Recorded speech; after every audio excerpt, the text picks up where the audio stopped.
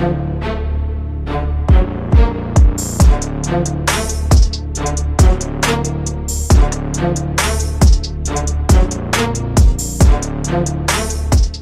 Ballard Church, I'm so glad you decided to jump in again whenever you're able to tune in. For some, it's Sunday morning. For some, it's a little bit later on during the week. Maybe you're listening during a commute or something that's going on for you. I'm so glad, regardless, that you took a little bit of time to carve out and see what God would maybe want to be doing in your life. We're continuing our series, Over It, and I think it kind of speaks for itself because we're all feeling it, and though our it might be different, your thing might be different than my thing, I think we all have this general sense of over it through conversations that I've had. I think it's easy to kind of feel that sense for a lot of us, and it could look like a number of different things, but what I found myself doing, and really in conversation I've found myself doing a lot in conversations with other people, is reminiscing. I think we often use the phrase right now, remember when, as a coping mechanism for what we're facing now. It's easier to retreat to what was. Remember when it was easier to handshake people and you didn't know whether to fist bump or elbow bump or stand back or what we do. Remember when you didn't have to think to yourself, oh, I forgot my mask at home, and you got to ask them at the place of business. You kind of cover your face and say to them like, hey, sorry, do you have an extra mask somewhere? I know it's complicated right now. Remember when politics felt a little less political? And maybe I'm just making that up. Maybe I'm just idealizing it, and that's proof. Maybe politics have always been what they are, but it just seems so complicated right now. It feels frustrating and oftentimes a little bit confusing. I find myself reading like an article every week now that surprises me, and I go like, wow, I would have never seen this coming, or in a simpler time, I don't know if this would have been the case. The one that I read this week that kind of surprised me was Harvard. Yes, that Harvard, originally, I don't know if you knew this, was founded as a seminary, a place to train pastors, and so through that heritage, they still have chaplains today on campus to help the spiritual needs of students, and the new head chaplain was just announced at Harvard, and he's actually an atheist, which seems counterintuitive and kind of confusing. Their reasoning was the fact that a lot of the emerging generation is categorizing themselves as in this new way as a none.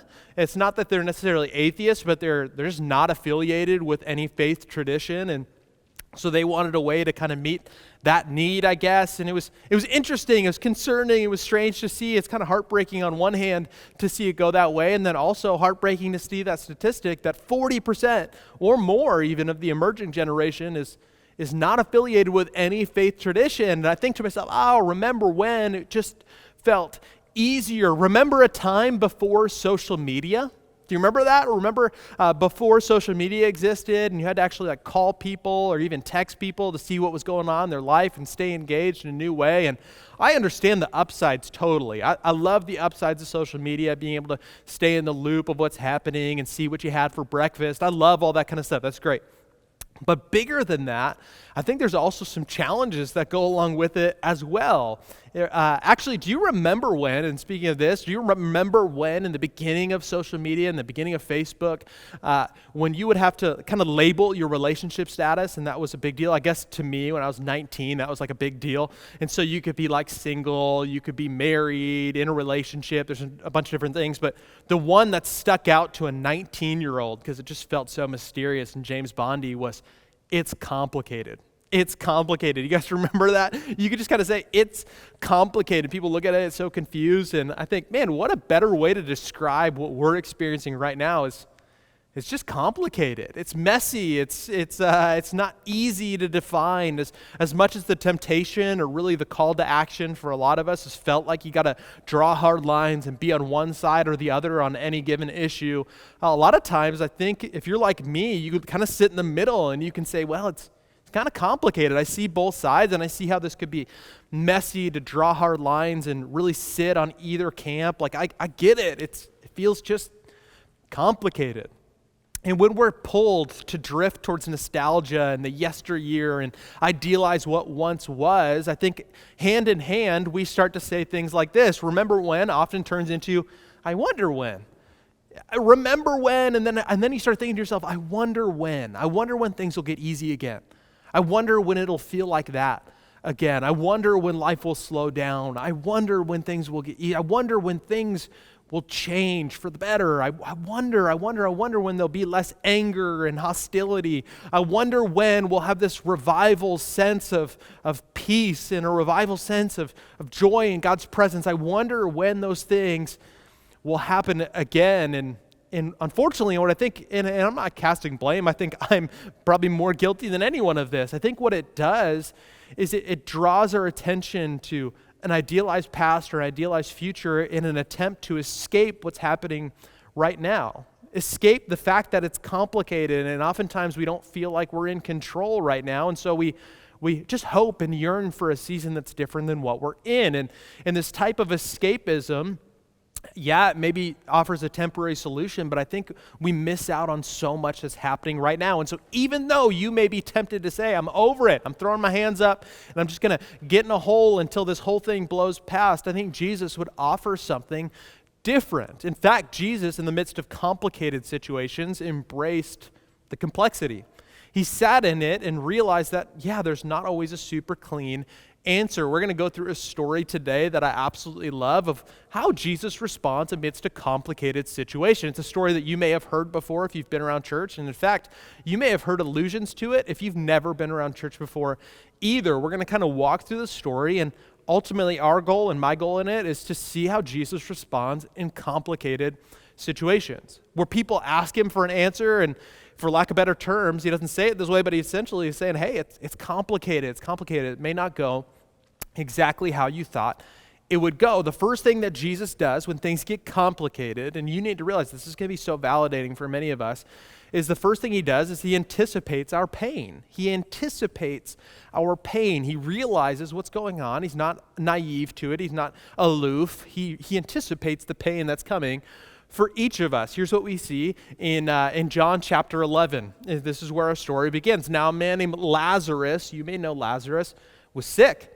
He was from Bethany, the village of Mary and her sister Martha. They knew Mary and Martha well. Mary and Martha show up many times throughout the narrative of Jesus, and they knew that Lazarus was sick. And so as they begin to fret and wonder, what should we do? They had a relationship with Jesus. They knew him well. They knew him at an intimate level, which Jesus, rarely gave people access to. And so they knew Jesus well enough to send a messenger to Jesus and said, Lord, the one you love is sick. And this isn't meant to be like cryptic. I don't think this is like a message where Jesus had to decipher it and this is the beginning of the Da Vinci Code. I don't think that's what it's meant to be. I think what they're alluding to is that Jesus and Lazarus had such a deep friendship that they could just say it that way. They didn't even have to name him by name. They could just say the one that you love is sick. And what happens, Jesus doesn't act stunned. He doesn't ask how complicated it is and how far along it is and how much time do we have. All the questions that I bet everyone else is wondering, how should we respond and what's Jesus going to do?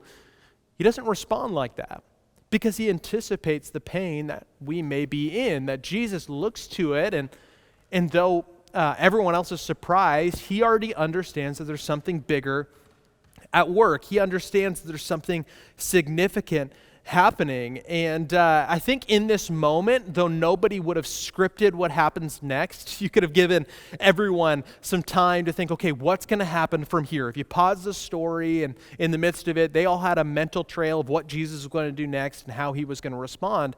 I don't think anyone would have gotten it right, but Jesus was already at work, that Jesus already knew the ending and knew what was coming. And for us, just for a moment, just to pause the story, if you're sitting in a season and you would define it as complicated, maybe it's over it. Maybe saying it's complicated is just to minimize it because it's a big deal. Jesus would look at your story and though your mind wanders at night and you try and figure out all day long, you get anxious and nervous to figure out what the solution's going to be and what's going to happen next, Jesus is anticipating your pain. Jesus is already at work, and it really brings us to the next thing that we see Jesus do, is that Jesus, in the midst of complicated situations, Jesus changes the narrative, that Jesus begins to change the narrative that people are thinking already. He begins to establish his own. As he anticipates the pain, he begins to change the thing that happens. Everyone looks for a statement once they hear that Lazarus is sick, and this is what Jesus says in response. It's a pretty hopeful one. This is the one that everyone was hoping he would respond with. When he heard this, Jesus said, "This sickness will not end in death."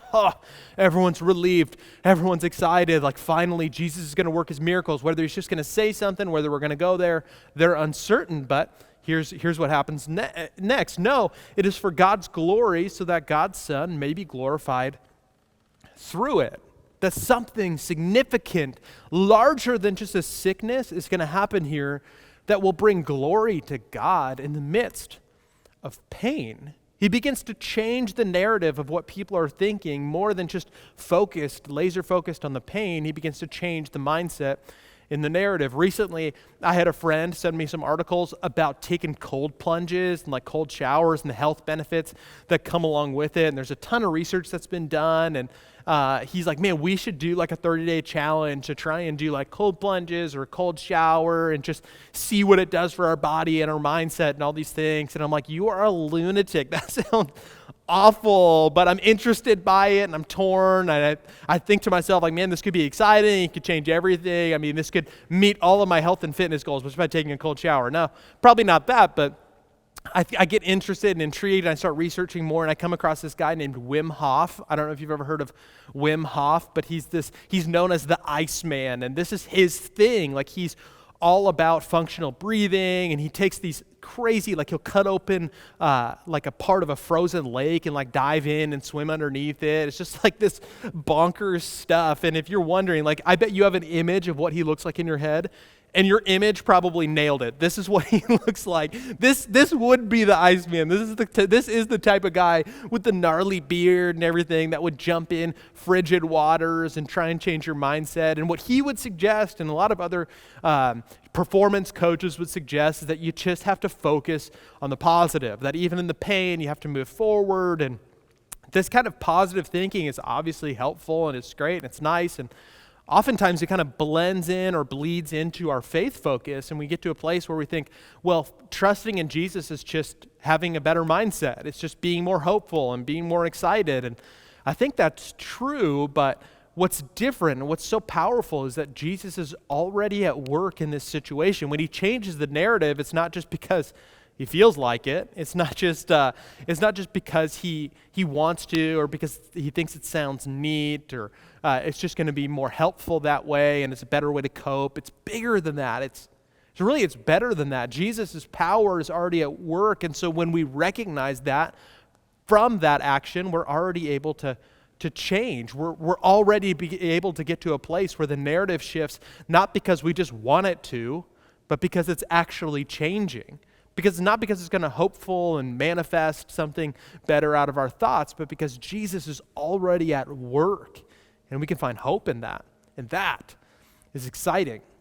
The third point that we see as we see Jesus continue in this story is that Jesus realigns our focus.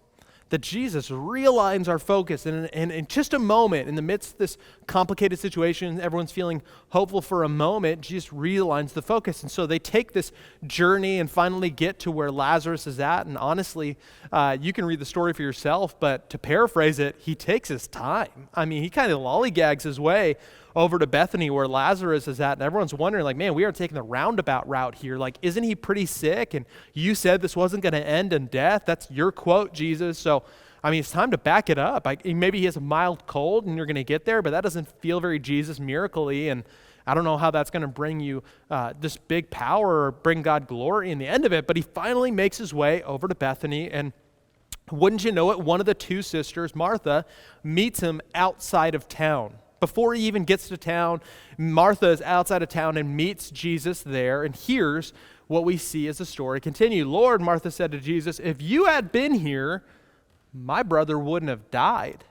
To which everyone says, whoa, he's already dead? Wait, we missed it? And people are muttering, like, I knew he was taking too long. I knew this wasn't the route we should take. I knew we should have been more direct. And wait, didn't Jesus say this wouldn't end in death? I can't believe this. And Martha, you got to imagine this mixed feelings of distraught and pain, says, you know, my brother wouldn't have died. But I know that even now God will give you whatever you ask.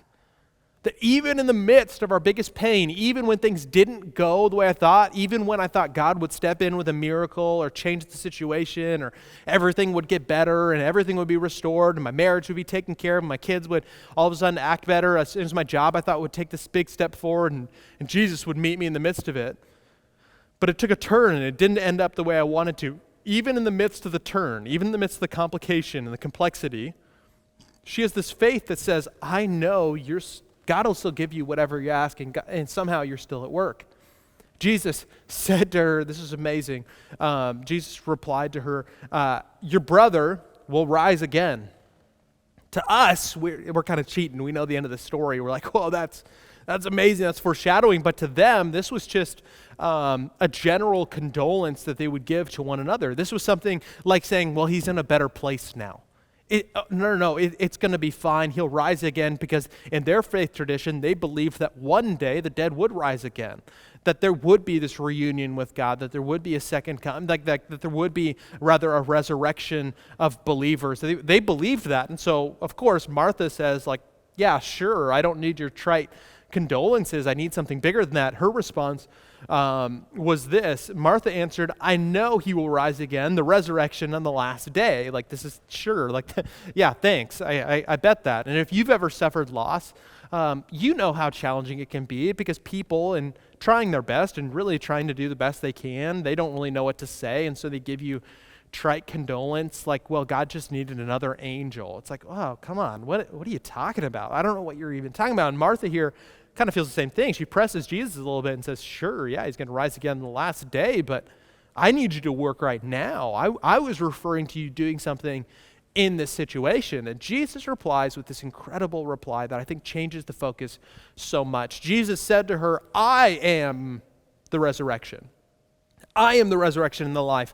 The one who believes in me will live even though they die. And whoever lives by believing in me will never die. Jesus just uses, and to us, we read by this and we say, yeah, that feels like a very Jesus thing to say. That's great. But to them, this sparked something significant. He made allusions to Yahweh, this idea of the I am, this eternal power, this significant that only God could have, this never-ending, the scope is never-ending power of what God can do. And he made this allusion to it, and really he focused on himself.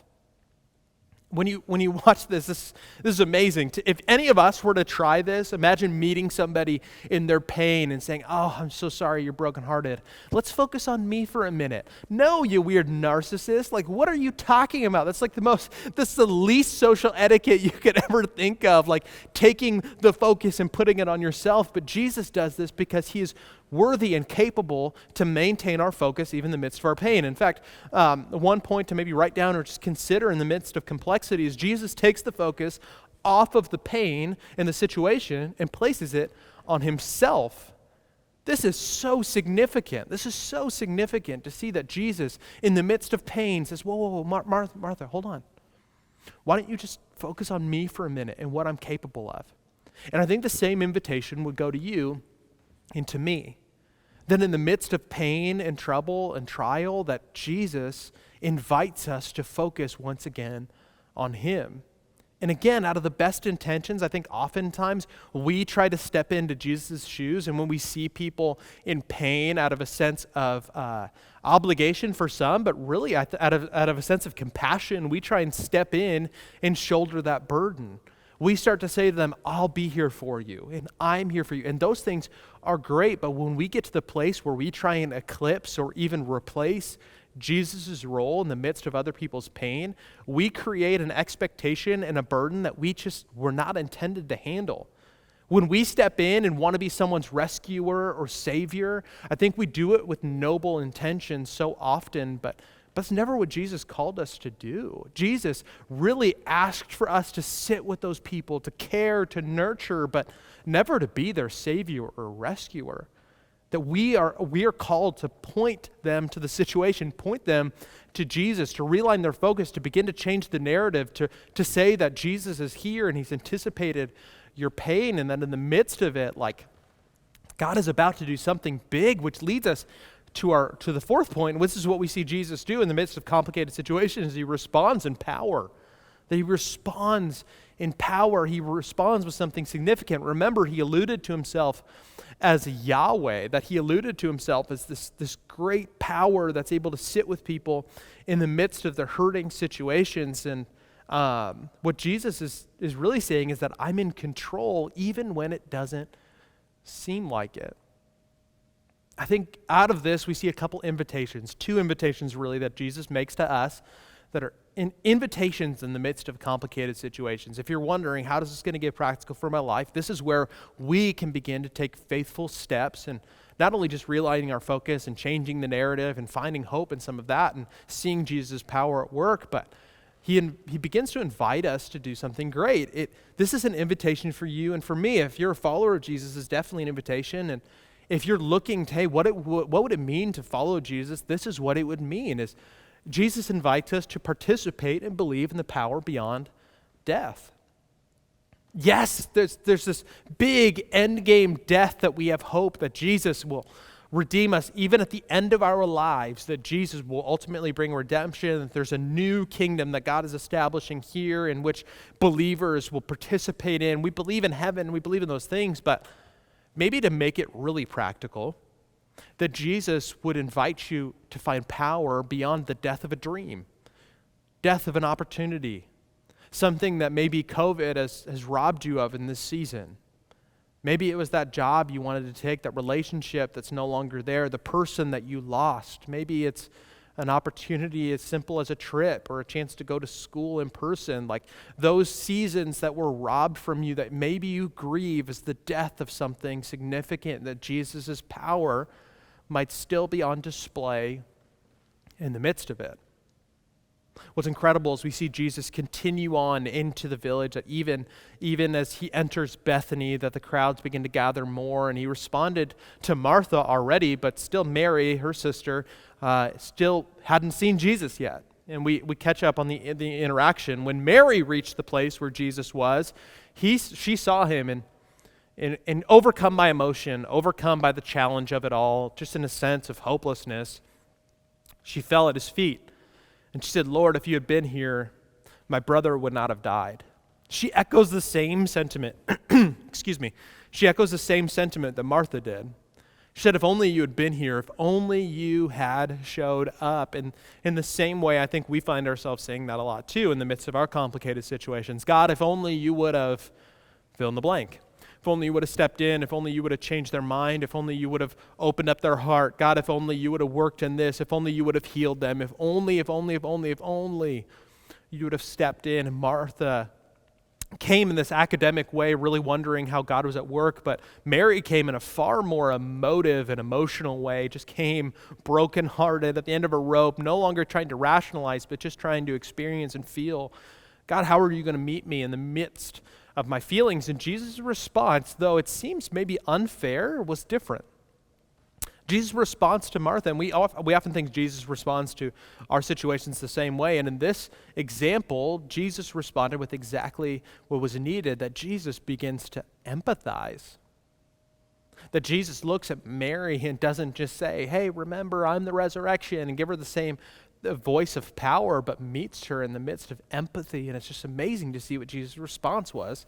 From here, when Jesus saw her weeping and the Jews who had come along with her also weeping, this crowd devastated, he was deeply moved in spirit. And he was really, honestly troubled. Where have you laid him? He asked. Come and see, Lord, they replied. And Jesus, this is so powerful, Jesus, well, he wept. That in the midst of it, hold on, I thought Jesus was all-knowing and he knew how this whole thing was going to end, and he knew, he knows what's about to happen next. He's not surprised. He knows that there's a hopeful and triumphant ending to the story, but in the midst of the pain, in the midst of the complication, in the midst of the over it and the doubt and the heartbreak, in the middle of it, he wept. He met the experience of those around him, and he saw the trouble and he saw the heartbreak, and he knew what was happening, and he wept beside them. more than just a passive way to just say, hey, you got this, keep your chin up, which you could have done, or say, hey guys, come on, dry up the tears, we got this, watch what happens next. Just hold on to it for a moment. He allowed people to grieve, to sit in pain. And if you've thought to yourself that, hey, because I have faith in Jesus, I'm not allowed to grieve, that maybe someone taught you a version of faith that you can't ever feel bad, that you ever can't feel like things are hard, that you ever can't feel like things are troubling and challenging. You can't let it show because then somehow your faith is too weak. Realize in the midst of complicated situations, Jesus wept, even though the power was in his hand and even though he knew the ending to the story. So maybe today you just need the permission to grieve, to sit in the midst of it and think, God, I need you to be present. I need you to be available. I need you to mourn with me over this thing that I mourn about. Because as the verse continues, this was the response as people saw Jesus weeping. When the Jews saw him weeping, they said, see how he loved him. See how he loved him?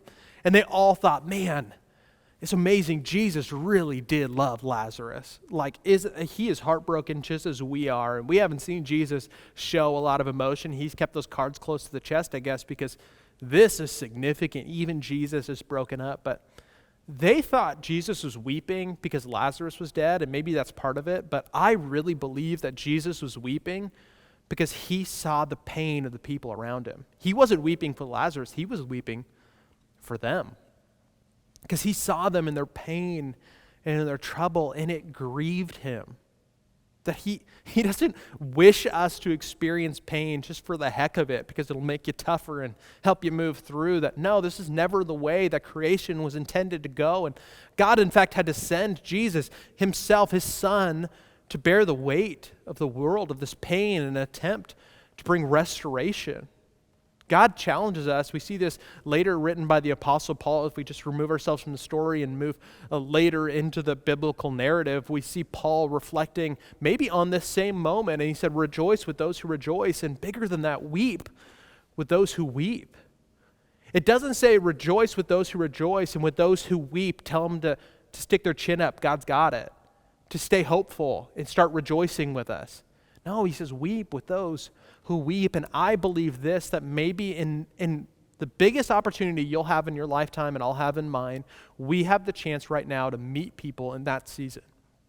That as followers of Jesus, we have the opportunity right now to show up in compassion and empathy and sit with somebody and say, hey, I can't change anything. I can't control it, but let me mourn with you and grieve with you, and let's both try and draw our focus off of what's happening right now and onto what Jesus is doing in the midst of it. That if we point our eyes towards Jesus, that we can see his power and we can see him at work, and we can begin to do what happens next here. The invitation that Jesus gives us is to trust him with our pain, to trust him in the midst of our pain, because we know how the story goes. He weeps, he walks to the grave, he looks to God, and he says, come on, let's show your power at work here. And it's actually been 4 days since Lazarus has been buried, because in their time, 3 days meant that somebody's officially dead. Like, they're not just a heavy sleeper, they're not just out of a coma. It's like, hey, we've seen people come back after 2, but 3 days means you're dead. And so they buried him, they put him in their tomb, they closed the door, they sealed it up, and Jesus walks to it and says, roll away the stone. And they thought, how insensitive. I mean, this is going to be nasty. Why would you make Mary and Martha relive this? All of us relive this. They were trying to mourn what's already happened. Don't bring up the fresh wound and put salt in it. I mean, this is messed up, Jesus. But he rolls away, and wouldn't you know it, Lazarus walks out in his grave clothes. It's amazing to see, and this beautiful foreshadowing of what Jesus does. Right then in that moment, Jesus brought Lazarus back to show God's power and to bring hope to the people around him.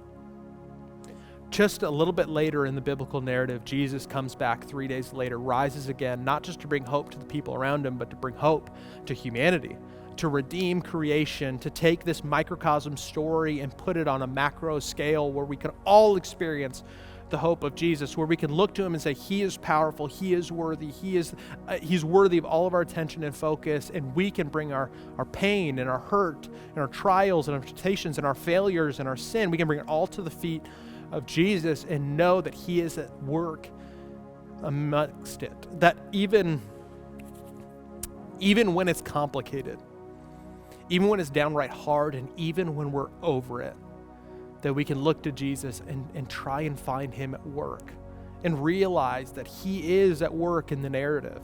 The story's not over yet. In the midst of death, he brings life. And maybe you wouldn't have scripted it this way.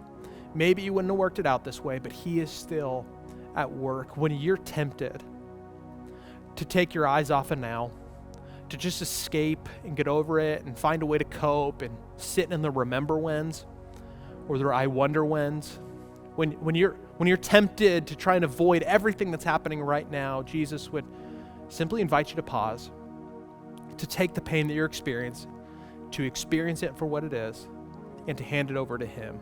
And that maybe in a miraculous way that I can't describe, that only he can do, he can redeem it and bring something beautiful from it. That if you're feeling over it, know this, you're not alone. That we're all feeling it to some degree. And in this moment, don't escape it, but rather bring it to Jesus. It's not just a change of mindset. It's God actively at work amongst it. And when we see that, man, everything can change. Faith can become less whimsical and a lot more practical. Faith can become less of good thinking and more of life change. And when that happens, I think that's the faith that Jesus invited us to ultimately. As we close up today, would you just join me in a prayer? Let's pray together. Jesus, thank you that you meet us in our pain, that you're not blind to it, that you're not avoiding it, but God, you remind us of your power, and then you sit and empathize, that you invite us to bring you into the moment, to bring you into the pain, that you're not ashamed by it or uncomfortable with it, that God, you are the great comforter, that you are the Prince of Peace, and we invite you to take those roles of authority today in our own lives when we feel over it and we're tempted to just look back in nostalgia or look ahead and be hopeful that, Jesus, you'll meet us right now in this moment.